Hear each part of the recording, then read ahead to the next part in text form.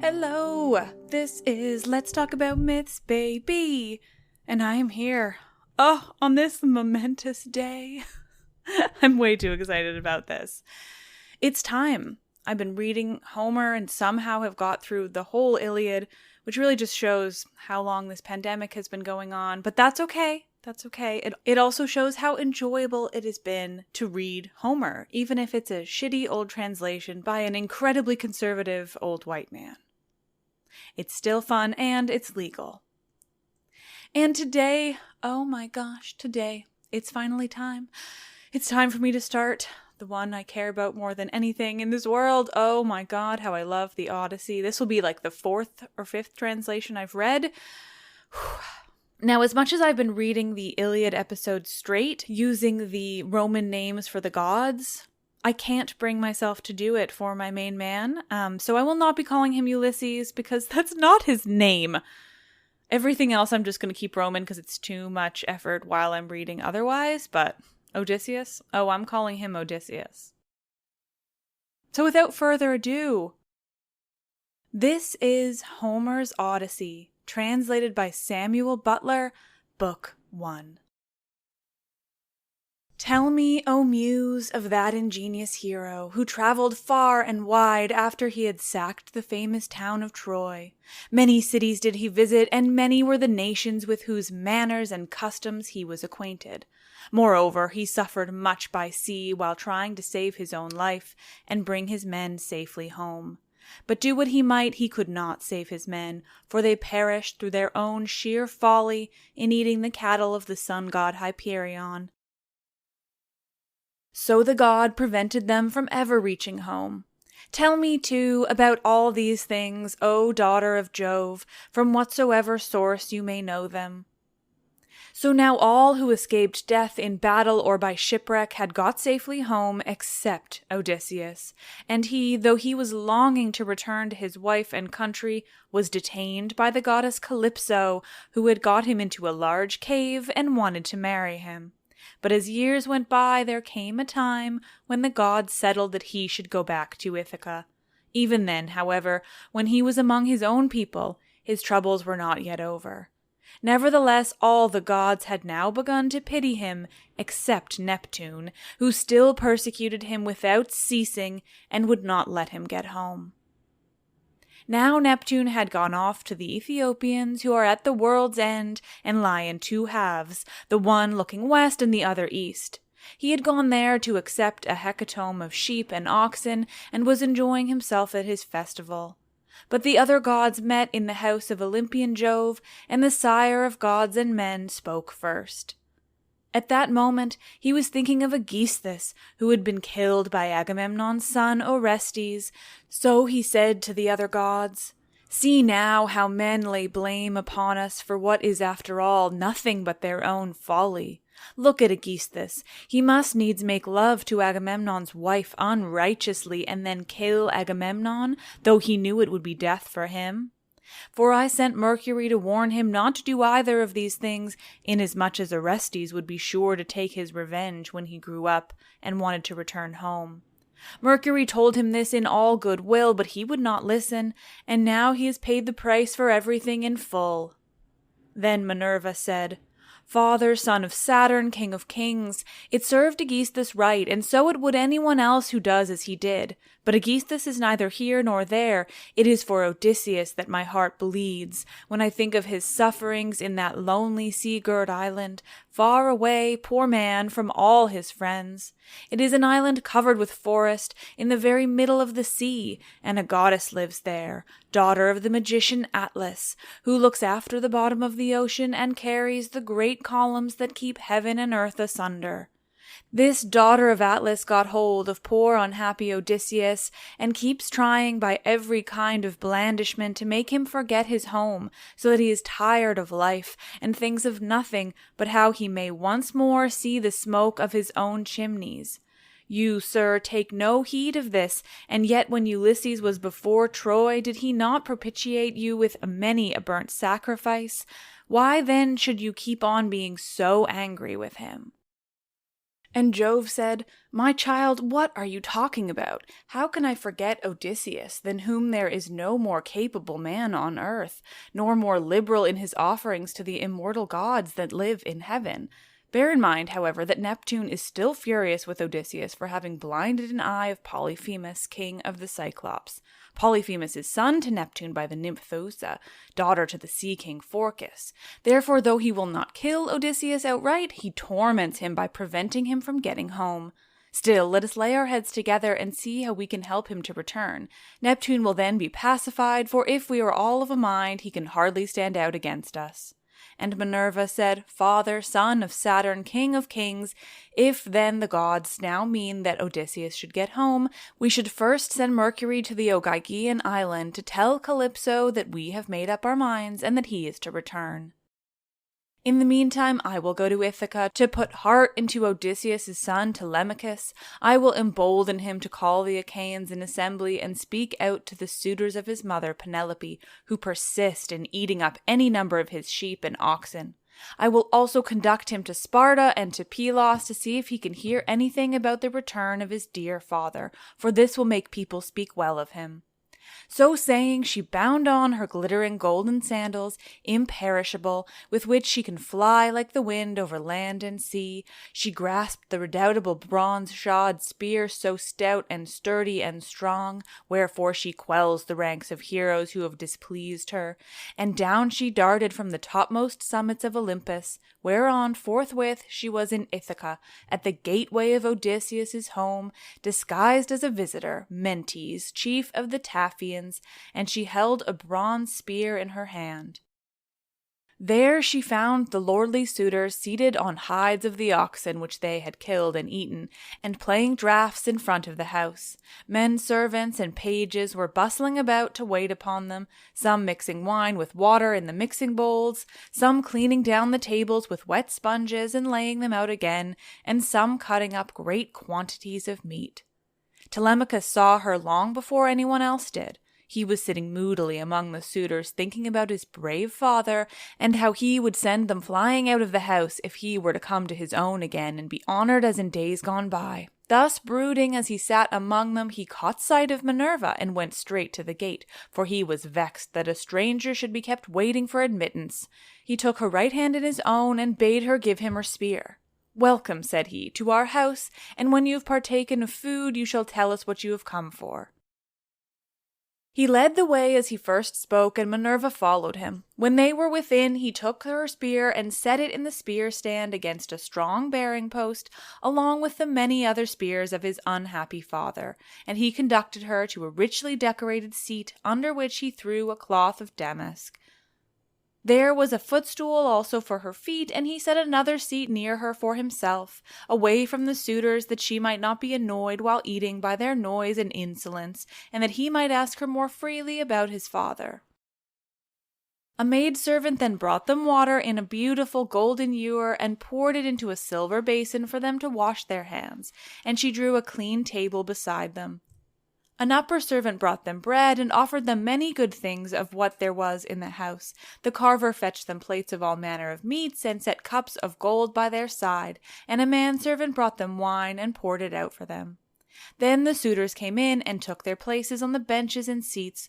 Forthwith men servants poured water over their hands, maids went round with the bread baskets, pages filled the mixing bowls with wine and water, and they laid their hands upon the good things that were before them. As soon as they had had enough to eat and drink, they wanted music and dancing, which are the crowning embellishments of a banquet. So a servant brought a lyre to Phemius, whom they compelled perforce to sing to them. As soon as he touched his lyre and began to sing, Telemachus spoke low to Minerva, with his head close to hers, that no man might hear.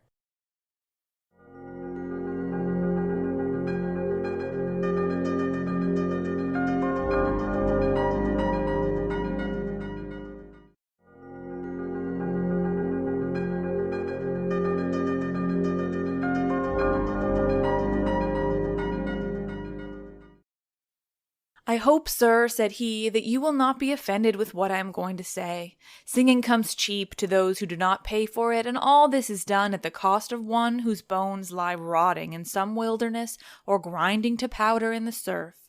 If these men were to see my father come back to Ithaca, they would pray for longer legs rather than a longer purse, for money would not serve them. But he, alas, has fallen on an ill fate, and even when people do sometimes say that he is coming, we no longer heed them. We shall never see him again. And now, sir, tell me, and tell me true, who are you and where you come from? Tell me of your own town and parents, what manner of ship you came in, how your crew brought you to Ithaca, and of what nation they declared themselves to be. For you cannot have come by land. Tell me also truly, for I want to know, are you a stranger to this house, or have you been here in my father's time? In the old days we had many visitors, for my father went about much himself. And Minerva answered, I will tell you truly and particularly all about it. I am Menti, son of Anchialus, and I am king of the Taphians. I have come here with my ship and crew on a voyage to men of a foreign tongue, being bound for Temesa with a cargo of iron, and I shall bring back copper. As for my ship, it lies over yonder off the open country away from the town, in the harbour Rethron, under the wooded mountain Neritum. Our fathers were friends before us, as old Laertes will tell you if you go and ask him. They say, however, that he never comes to town now, and lives by himself in the country, faring hardly, with an old woman to look after him and get his dinner for him, when he comes in tired from pottering about his vineyard. They told me your father was at home again, and that was why I came. But it seems the gods are still keeping him back, for he is not dead yet on the mainland. It is more likely he is on some sea-girt island in mid-ocean, or a prisoner among savages who are detaining him against his will. I am no prophet, and know very little about omens, but I speak as it is borne upon me from heaven, and assure you that he will not be away much longer, for he is a man of much resource, that even though he were in chains of iron he would find some means of getting home again. But tell me, and tell me true, can Odysseus really have such a fine-looking fellow for a son? You are indeed wonderfully like him about the head and eyes, for we were close friends before he set sail for Troy, where the flower of the Argives went also. Since that time we have never either of us seen the other. My mother, answered Telemachus, tells me I am son to Odysseus, but it is a wise child that knows his own father. Would that I were son to one who had grown old upon his own estates, for, since you ask me, there is no more ill-starred man under heaven than he who they tell me is my father. And Minerva said, There is no fear of your race dying out yet, while Penelope has such a fine son as you are. But tell me, and tell me true, what is the meaning of all this feasting, and who are these people? What is it all about? Have you some banquet, or is there a wedding in the family? For no one seems to be bringing any provisions of his own. And the guests, how atrociously they are behaving, what riot they make over the whole house. It is enough to disgust any respectable person who comes near them. Sir, said Telemachus, as regards your question, so long as my father was here, it was well with us and with the house. But the gods in their displeasure have willed it otherwise, and have hidden him away more closely than mortal man was ever yet hidden. I could have borne it better, even though he were dead, if he had fallen with his men before Troy, or had died with friends around him when the days of his fighting were done. For then the Achaeans would have built a mound over his ashes, and I should myself have been heir to his renown.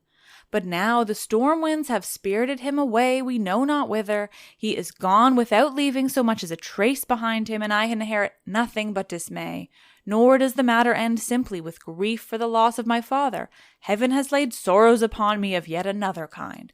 For the chiefs from all our islands, Dulichium, Same, and the woodland island of Zacynthus, as well as all the principal men of Ithaca itself, are eating up my house under the pretext of paying their court to my mother, who will neither point-blank say that she will not marry, nor yet bring matters to an end. So they are making havoc of my estate, and before long will do so also with myself. Is that so? exclaimed Minerva. "Then you do indeed want Odysseus home again. Give him his helmet and shield and a couple of lances, and if he is the man he was when I first knew him in our house, drinking and making merry, he would soon lay his hands about these rascally suitors were he to stand once more upon his own threshold." He was then coming from Ephyra, where he had been to beg poison for his arrows from Ilus, son of Murmurus. Ilus feared the ever-living gods and would not give him any, but my father let him have some, for he was very fond of him. If Odysseus is the man he then was, these suitors will have a short shrift and a sorry wedding. But there it rests with heaven to determine whether he is to return and take his revenge in his own house or no. I would, however, urge you to set about trying to rid of these suitors at once. Take my advice, call the Achaean heroes in assembly tomorrow morning, lay your case before them, and call heaven to bear you witness. Bid the suitors take themselves off, each to his own place, and if your mother's mind is set on marrying again, let her go back to her father, who will find her a husband and provide her with all the marriage gifts that so dear a daughter may expect. As for yourself, let me prevail upon you to take the best ship you can get with a crew of 20 men and go in quest of your father who has so long been missing. Someone may tell you something, or, and as people often hear things in this way, some heaven-sent message may direct you. First go to Pylos and ask Nestor, thence go on to Sparta and visit Menelaus, for he got home last of all the Achaeans. If you hear that your father is alive and on his way home, you can put up with the waste these suitors will make for yet another 12 months. If, on the other hand, you hear of his death, come home at once, celebrate his funeral rites with all due pomp, build a barrow to his memory, and make your mother marry again. Then, having done all this, think it well over your mind how, by fair means or foul, you may kill these suitors in your own house. You are too old to plead infancy any longer. Have you not heard how people are singing Orestes' praises for having killed his father's murderer, Aegisthus? You are a fine, smart-looking fellow. Show your mettle then, and make yourself a name in story. Now, however, I must go back to my ship and to my crew, who will be impatient if I keep them waiting longer. Think the matter over for yourself, and remember what I have said to you." "Sir," answered Telemachus, "it has been very kind of you to talk to me in this way, as though I were your own son, and I will do all you tell me. I know you want to be getting on with your voyage, but stay a little longer till you have taken a bath and refreshed yourself. I will then give you a present, and you shall go on your way rejoicing. I will give you one of great beauty and value, a keepsake such as only dear friends give to one another." Minerva responded, "Do not try to keep me, for I would be on my way at once. As for any present you may be disposed to make me, keep it till I come again, and I will take it home with me. You shall give me a very good one, and I will give you one of no less value in return." With these words, she flew away like a bird into the air, but she had given Telemachus courage and had made him think more than ever about his father. He felt the change, wondered at it, and knew that the stranger had been a god, so he went straight to where the suitors were sitting. Phemius was still singing, and his hearers sat wrapped in silence as he told the sad tale of the return from Troy and the ills Minerva had laid upon the Achaeans. Penelope, daughter of Icarius, heard his song from a room upstairs and came down by the great staircase, not alone, but attended by 2 of her handmaids. When she reached the suitors, she stood by one of the bearing posts that supported the roof of the cloisters with a staid maiden on either side of her. She held a veil, moreover, before her face, and was weeping bitterly. "Phemius," she cried, "you know many another feat of gods and heroes such as poets love to celebrate. Sing the suitors some one of these, and let them drink their wine in silence. But cease this sad tale, for it breaks my sorrowful heart, and reminds me of my lost husband, whom I mourn ever without ceasing, and whose name was great all over Hellas and middle Argos." "Mother," answered Telemachus, "let the bard sing what he has a mind to. Bards do not make the ills they sing of. It is Jove, not they, who makes them, and who sends weal or woe upon mankind according to his own good pleasure. This fellow means no harm by singing the ill-fated return of the Danaans, for people always applaud the latest songs most warmly. Make up your mind to it and bear it. Odysseus is not the only man who never came back from Troy, but many another went down as well as he. Go, then, within the house and busy yourself with your daily duties, your loom, your distaff, and the ordering of your servants. For speech is a man's matter, and mine above all others, for it is I who am master here. She went wandering back into the house, and laid her son's saying in her heart. Then, going upstairs with her handmaids into her room, she mourned her dear husband till Minerva shed sweet sleep over her eyes. But the suitors were clamorous throughout the covered cloisters, and prayed each one that he might be her bedfellow. Then Telemachus spoke. Shameless, he cried, and insolent suitors, let us feast at our pleasure now, and let there be no brawling, for it is a rare thing to hear a man with such divine voice as Phemius has. But in the morning meet me in full assembly, that I may give you formal notice to depart, and feast at another's houses, turn and turn about, at your own cost. If, on the other hand, you choose to persist in springing upon one man, heaven help me, but Jove shall reckon with you in full, and when you fall in my father's house, there shall be no man to avenge you. The suitors bit their lips as they heard him, and marveled at the boldness of his speech.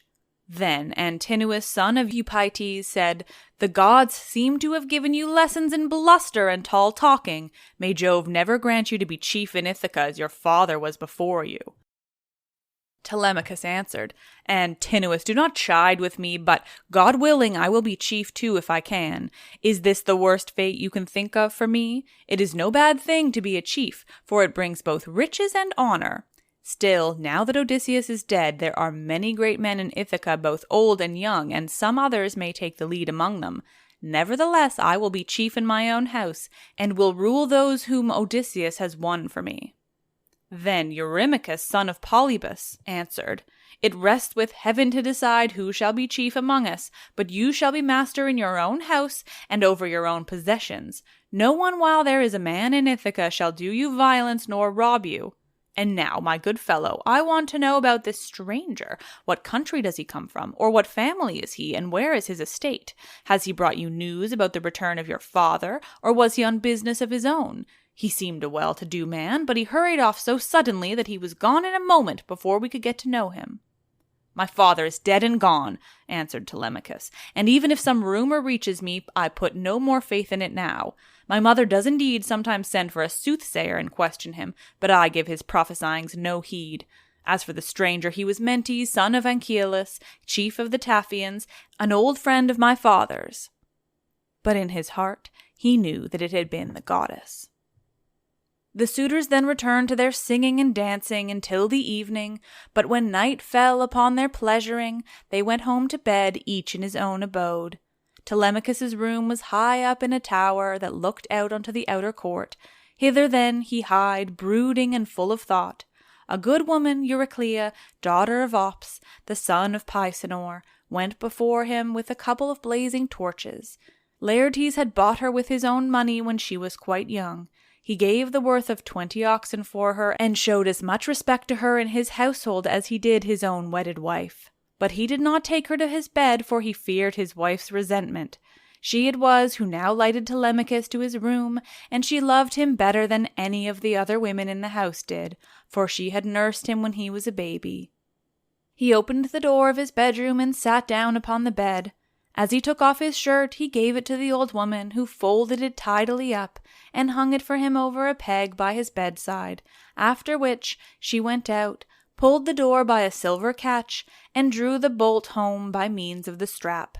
But Telemachus, as he lay covered with a woolen fleece, kept thinking all night through of his intended voyage, and of the counsel that Minerva had given him.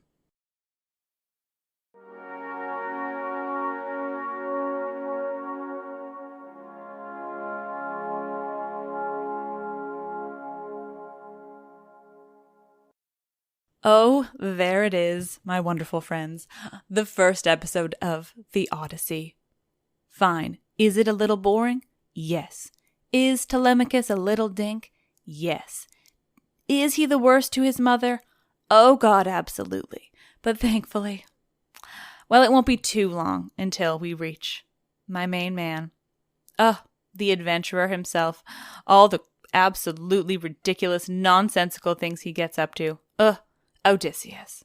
Thank you all for listening. You're the best. This is so much fun. I am Liv, and I love this shit.